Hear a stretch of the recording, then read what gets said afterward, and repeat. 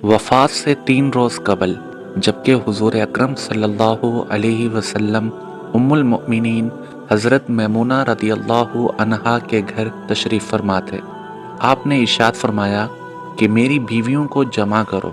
तमाम अज़वाज मुतहरात जमा हो गईं तो हुज़ूर अकरम सल्लल्लाहु अलैहि वसल्लम ने इरशाद फरमाया, क्या तुम सब मुझे इजाज़त देती हो कि बीमारी के दिन मैं आयशा के यहाँ गुजार लूँ? सब ने कहा, ए अल्लाह के रसूल, आपको इजाज़त है।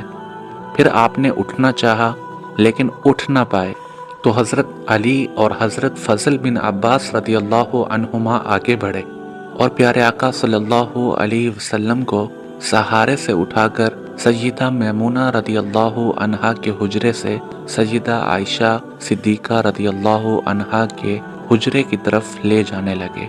उस वक्त सहाबा इकराम अलैहिमुर रिज़वान ने हुज़ूर अकरम सल्लल्लाहु अलैहि वसल्लम को ऐसी बीमारी और कमज़ोरी की हालत में पहली बार देखा तो घबराकर एक दूसरे से पूछने लगे, रसूलुल्लाह सल्लल्लाहु अलैहि वसल्लम को क्या हुआ? रसूलुल्लाह सल्लल्लाहु अलैहि वसल्लम को क्या हुआ? चुनाचे सहाबा मस्जिद में जमा होना शुरू हो गए और मस्जिद नबवी में एक रश लग गया। हुज़ूर अकरम सल्लल्लाहु अलैहि वसल्लम का पसीना शिद्दत से बह रहा था। हज़रत आयशा सिद्दीक़ा रदियल्लाहु अन्हा फरमाती हैं कि मैंने अपनी ज़िंदगी में किसी का इतना पसीना बहते नहीं देखा और फरमाती हैं मैं रसूलुल्लाह सल्लल्लाहु अलैहि वसल्लम के दस्ते मुबारक को पकड़ती और उसी को चेहरे अक़दस पर फेरती क्योंकि नबी अलैहिस्सलातु वस्सलाम का हाथ मेरे हाथ से कहीं ज़्यादा मोहतरम और पाकीज़ा था। मज़ीद फरमाती हैं कि हबीब खुदा अलैहिस्सलातु व तस्लीम से बस यही विर्द सुनाई दे रहा था कि ला इलाहा इल्लल्लाह, बेशक मौत की भी अपनी सख्तियाँ हैं। इसी असना में मस्जिद के अंदर हुजूर अकरम सल्लल्लाहु अलैहि वसल्लम के बारे में खौफ की वजह से लोगों का शोर बढ़ने लगा। प्यारे आका सल्लल्लाहु अलैहि वसल्लम ने इरशाद फरमाया, ये कैसी आवाज़ें हैं? अर्ज़ किया गया कि ए अल्लाह के रसूल, ये लोग आपकी हालत से खौफज़दा हैं। इरशाद फरमाया कि मुझे इनके पास ले चलो। फिर उठने का इरादा फरमाया लेकिन उठ ना सके तो आप अलैहिस्सलातु वस्सलाम पर 7 मिशकीज़े पानी के बहाए गए। तब कहीं जाकर कुछ इफाका हुआ तो सहारे से उठाकर मिंबर पर लाया गया। ये रसूलुल्लाह सल्लल्लाहु अलैहि वसल्लम का आखिरी खुतबा था। फरमाया, ए लोगो, शायद तुम्हें मेरी मौत का खौफ है। सब ने कहा, जी हाँ ए अल्लाह के रसूल। इरशाद फरमाया, ए लोगो, तुमसे मेरी मुलाकात की जगह दुनिया नहीं, तुमसे मेरी मुलाकात की जगह हौज़े कौसर है। अल्लाह की कसम, गोया के मैं यहीं से उसे यानी हौज़े कौसर को देख रहा हूँ। ए लोगो, मुझे तुम पर तंगदस्ती का खौफ नहीं बल्कि मुझे तुम पर दुनिया की फरावानी का खौफ है कि तुम इसके मामले में एक दूसरे से मुकाबले में लग जाओगे जैसा कि तुमसे पहले पिछली उम्मतों वाले लग गए और ये दुनिया तुम्हें भी हलाक कर देगी जैसा कि उन्हें हलाक कर दिया। फिर मजीद इरशाद फरमाया, ए लोगो, नमाज के मामले में अल्लाह से डरो, यानी अहद करो कि नमाज की पाबंदी करोगे और यही बात बार बार दोहराते रहे। फिर फरमाया, ए लोगो, औरतों के मामले में अल्लाह से डरो, मैं तुम्हें औरतों से नेक सलूक की वसीयत करता हूँ। मजीद फरमाया, ए लोगो, एक बंदे को अल्लाह ने इख्तियार दिया कि दुनिया को चुन ले या उसे चुन ले जो अल्लाह के पास है, तो उसने उसे पसंद किया जो अल्लाह के पास है। इस जुमले से हुजूर सल्लल्लाहु अलैहि वसल्लम का मकसद कोई न समझा, हालांकि उनकी अपनी ज़ात मुराद थी, जबकि हज़रत अबू बकर सिद्दीक रदियल्लाहु अन्हु वो तन्हा शख्स थे जो इस जुमले को समझे और ज़ारो कतार रोने लगे और बुलंद आवाज़ से गिरिया करते हुए उठ खड़े हुए और नबी अलैहिस्सलातु वस्सलाम की बात कता करके पुकारने लगे, हमारे बाप दादा आप पर कुर्बान, हमारी माएँ आप पर कुर्बान, हमारे बच्चे आप पर कुर्बान, हमारे माल दौलत आप पर कुर्बान। रोते जाते हैं और यही अल्फाज कहते जाते हैं। साहबा इकराम अलैहिमुर रिज़वान हज़रत अबू बकर सिद्दीक की तरफ देखने लगे कि इन्होंने नबी अलैहिस्सलातु वस्सलाम की बात कैसे कता कर दी। इस पर नबी करीम सल्लल्लाहु अलैहि वसल्लम ने हज़रत अबू बकर रदियल्लाहु अन्हु का दिफा इन अल्फाज में फरमाया, اے لوگو، ابو بکر کو چھوڑ دو کہ تم میں سے ایسا کوئی نہیں کہ جس نے ہمارے ساتھ کوئی بھلائی کی ہو اور ہم نے اس کا بدلہ نہ دے دیا ہو، سوائے ابو بکر کے کہ اس کا بدلہ میں نہیں دے سکا، اس کا بدلہ میں نے اللہ جل شانہ پر چھوڑ دیا۔ مسجد نبوی میں کھلنے والے تمام دروازے بند کر دیے جائیں سوائے ابو بکر کے دروازے کے کہ جو کبھی بند نہ ہوگا۔ آخر میں اپنی وفات سے قبل مسلمانوں کے لیے آخری دعا کے طور پر ارشاد فرمایا، اللہ تمہیں ٹھکانہ دے، تمہاری حفاظت کرے، تمہاری مدد کرے، تمہاری تائید کرے۔ اور آخری بات جو ممبر سے اترنے سے پہلے امت کو مخاطب کر کے ارشاد فرمائی وہ یہ کہ اے لوگو، قیامت تک آنے والے میرے ہر ایک امتی کو میرا سلام پہنچا دینا۔ پھر حضور اکرم صلی اللہ علیہ وسلم کو دوبارہ سہارے سے اٹھا کر گھر لے جایا گیا۔ اسی اثنا میں حضرت عبد الرحمن بن ابی بکر رضی اللہ عنہ خدمت اقدس میں حاضر ہوئے اور ان کے ہاتھ میں مسواک تھی۔ نبی اکرم صلی اللہ علیہ وسلم مسواک کو دیکھنے لگے لیکن شدت مرض کی وجہ سے طلب نہ کر پائے، چنانچہ سیدہ عائشہ صدیقہ رضی اللہ عنہا حضور اکرم صلی اللہ علیہ وسلم کے دیکھنے سے سمجھ گئیں اور انہوں نے حضرت عبد الرحمن رضی اللہ عنہ سے مسواک لے کر نبی کریم صلی اللہ علیہ وسلم کے دہن مبارک میں رکھ دی، لیکن حضور صلی اللہ علیہ وسلم اسے استعمال نہ کر پائے تو سیدہ عائشہ رضی اللہ عنہا نے حضور اکرم صلی اللہ علیہ وسلم سے مسواک لے کر اپنے منہ سے نرم کی اور پھر حضور نبی کریم صلی اللہ علیہ وسلم کو لوٹا دی تاکہ دہن مبارک اس سے تر رہے۔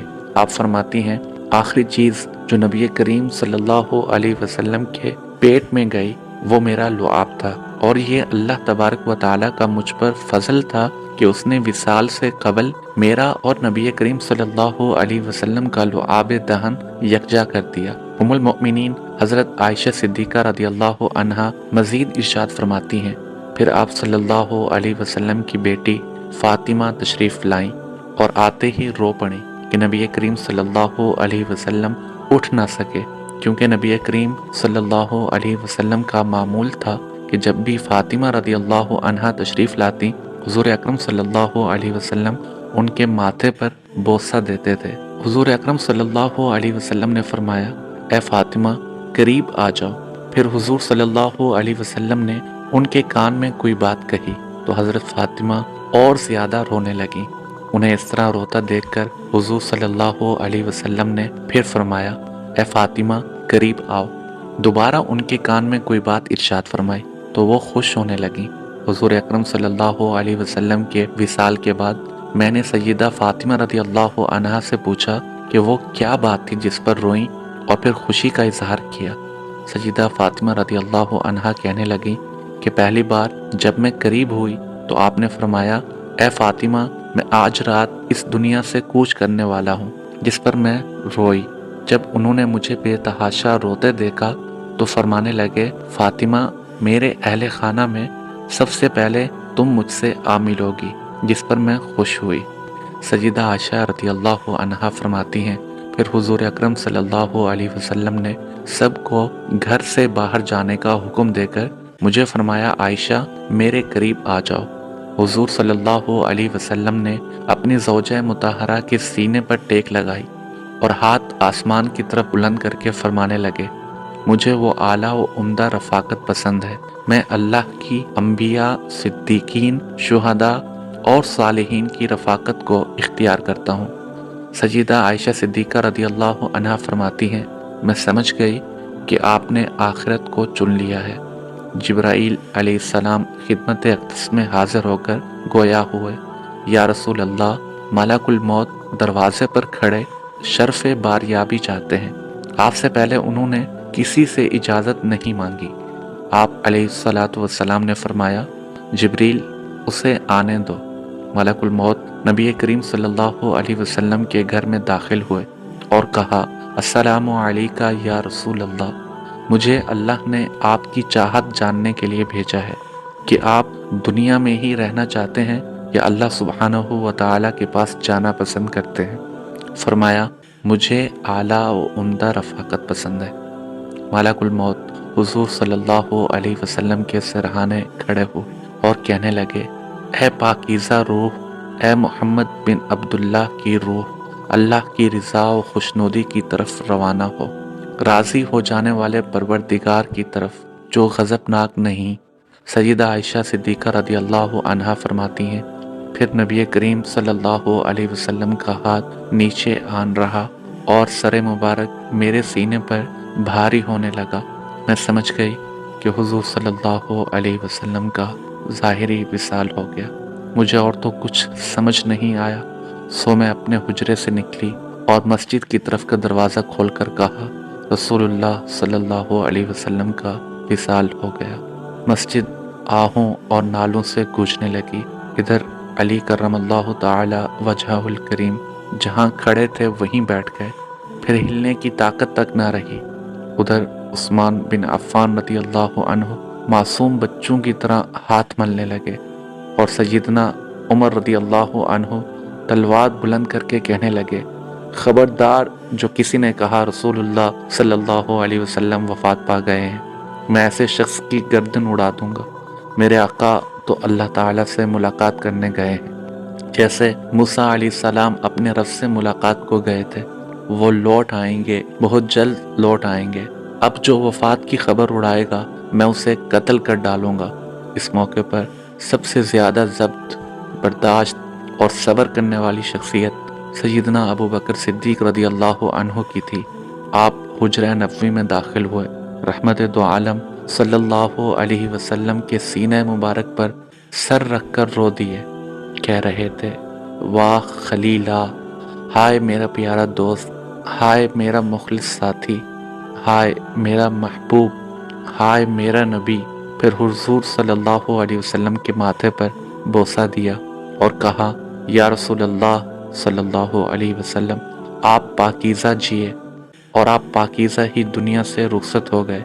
سیدنا ابو بکر صدیق رضی اللہ عنہ باہر آئے اور خطبہ دیا، جو شخص محمد صلی اللہ علیہ وسلم کی عبادت کرتا ہے، سن رکھے حضور صلی اللہ علیہ وسلم کا وصال ہو گیا، اور جو اللہ کی عبادت کرتا ہے وہ جان لے کہ اللہ تعالی شانہ کی ذات ہمیشہ زندگی والی ہے، جسے موت نہیں۔